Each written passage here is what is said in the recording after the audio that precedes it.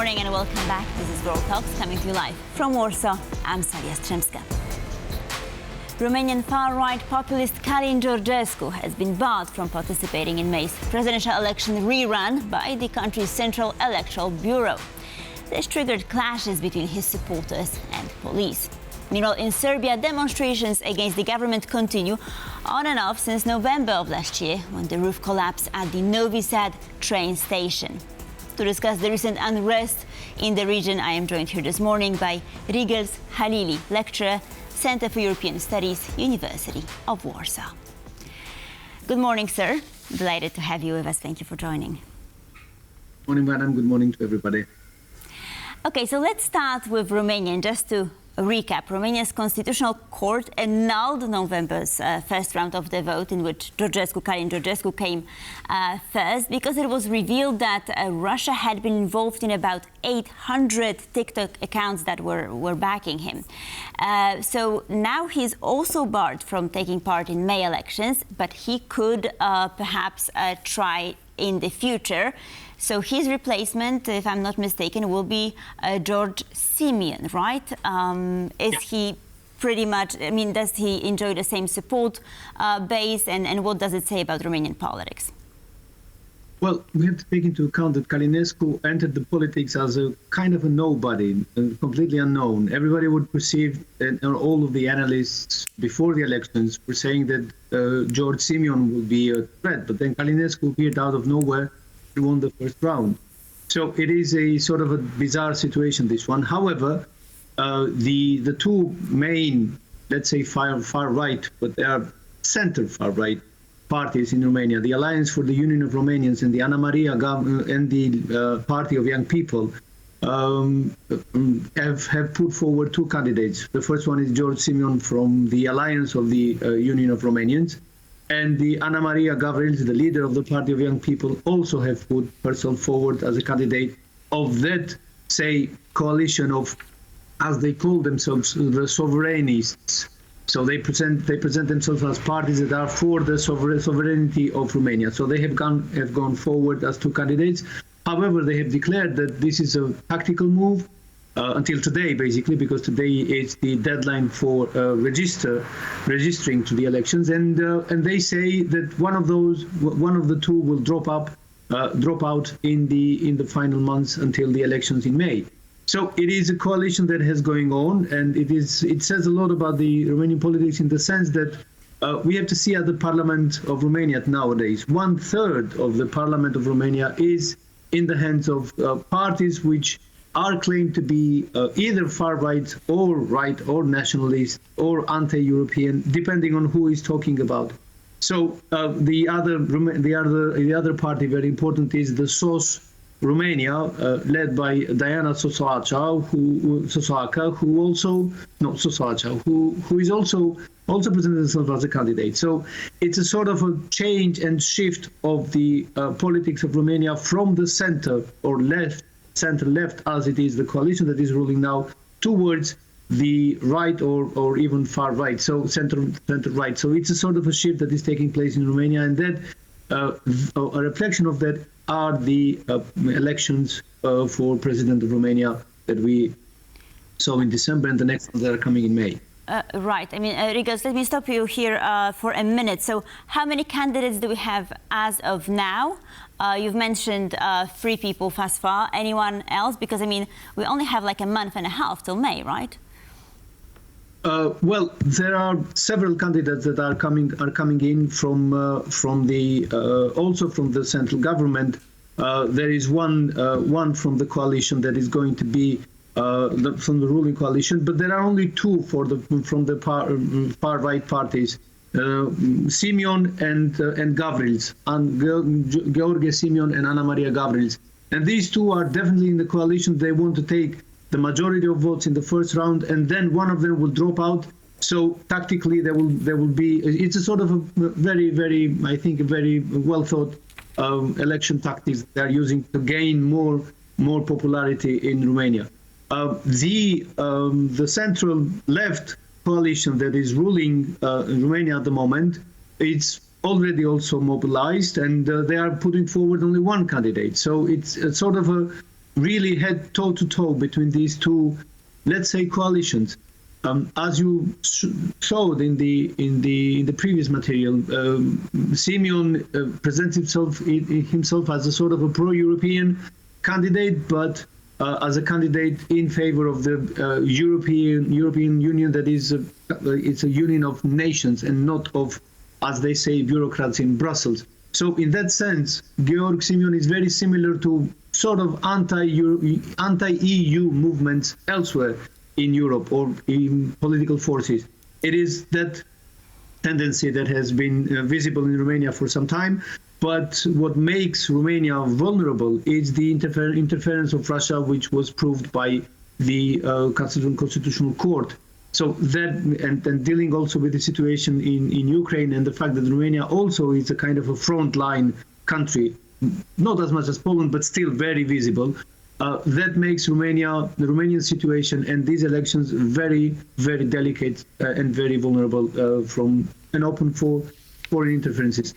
Right, we're going to talk about the security situation in a moment. I just wanted to clarify what are the opinion polls and who is leading at the moment in the presidential. The center-left coalition is leading at the moment. Okay. However, we don't know what is going to happen because we don't know how many candidates will appear because the deadline for registering the candidates, all of the candidates, ends today. So I will be able to give that a full answer to that question only tomorrow or on Monday.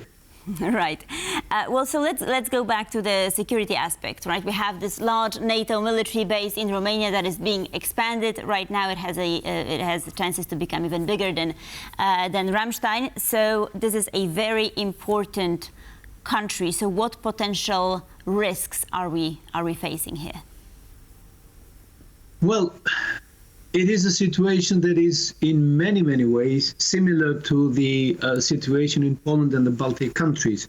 Romania is perceived as as I said, as a frontline country. And by the way, to go back to the presidential elections, Calin Georgescu, the candidate of the ruling coalition, has also made it clear that these elections in Romania are also about security, are very important about the security of not only Romania, but also the entire NATO and EU.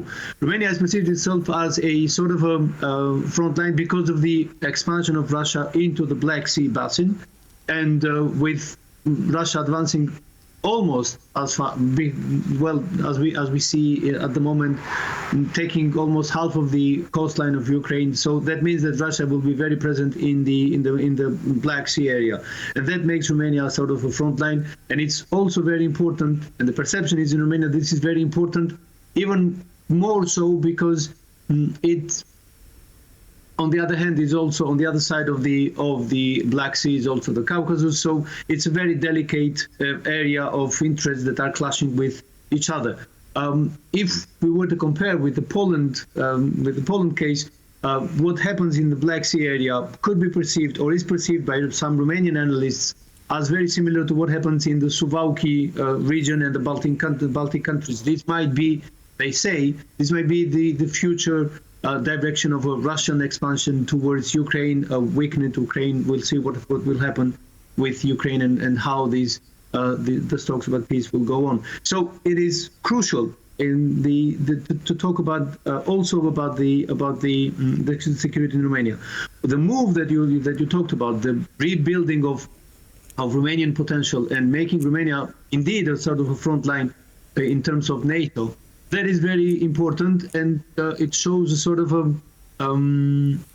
evaluation of the situation on the ground by NATO dissidents, and I would say that this is going to go forward, depending on who is going to run in Romania, but that is going to have consequences in the future as well. Right, but I also wanted to talk about neighboring Serbia, right? Because we have unrest in Serbia at the moment, actually going on since November of last year. People are protesting against Vučić and his government. How do you see the situation developing from here, and how significant it could be for the security? Well, this is a completely different situation from the demonstrations that took place in Romania in December and in January. Those demonstrations were purely political. The supporters of Calin Georgescu would go out on the streets and support him, and the supporters of the coalition would clash with them or with the police. So it was sort of a very political two political parties were fighting with each other, bringing people onto the streets. The Serbian case is different. It's a sort of a social movement, I would say, more than a political movement. The students that are marching at this very moment from different, and also pupils and people who are marching to Belgrade to rally today in the center of Belgrade, are asking basically for a full disclosure of what happened in Novi Sad, for making those responsible, those who are responsible, making them accountable, and also for the growth of the investment in higher education in Serbia. So they are not using any political arguments unless we see the investments in higher education as a political move. However, I would say that what happens in Serbia will not bring any danger to security in the region, but definitely is changing the internal situation in Serbia and the balance of power that are there. Definitely, I would say, yes. What about the, Russian influence, right? Because we know that Alexander Vučić is pro-Russian, one could say, right? At least he is friendly towards Vladimir Putin. So if his government stays in power, this diminishes, right, Serbia's chances of joining the EU. They have been a candidate since 2012, if I'm not mistaken. Yes. Taken together with Romania, perhaps taking this turn towards Russia, there's a chance, right, that this could happen. Isn't that something to be worried about? I don't think so at the very moment, because I don't think this social movement in Serbia will overthrow Vučić. We will have to see what politics bring in. Maybe the new politicians that will come out of this movement, probably they will change and truly democratize Serbia. But it's an internal situation. I wouldn't say that this has to do that much with Russia. Although, Russia is present in Serbia. It considers Serbia to be a very close ally, and Serbia considers Russia also to be a very close ally. But Serbia has not stopped also going forward into the EU integration path. So in the sense, Serbia is using this polyvectorous kind of foreign policy to have good relations with all the parties that are taking to evaluate the changes that are going on in today's world. So I would say this is not that much Russian meddling. It's more a reaction to what the consequences of the government, of the ruling of Vučić have led or have brought to Serbia in the last 12 years. To give you a very simple fact, the government of Serbia resigned. However, the government is still in act because the Prime Minister of Serbia has not handed over his resignation to the president. So in a way, it's a sort of a catch-22 that we are facing, or Serbs are facing at the very moment. So this will have to be addressed by the protesters in Serbia. But I don't think this is a situation that will really overthrow Vučić, at least for the moment, unless there is going to be a much larger social movement. There are tendencies to bring to that. People are helping students. People are going onto the streets and demanding for a free country. And these are not politicians, but these are regular people who are asking for a better Serbia and better future for their kids. So that is the sort of the atmosphere that is present now in Serbia. We'll see what will happen. Right, especially this weekend, right? Lots could happen today and perhaps tomorrow. Rigel Salili, thank you so much for being with us this morning. Much appreciated. Thank you for your time. It was a pleasure. And thank you for watching World Talks. Please stay tuned for more.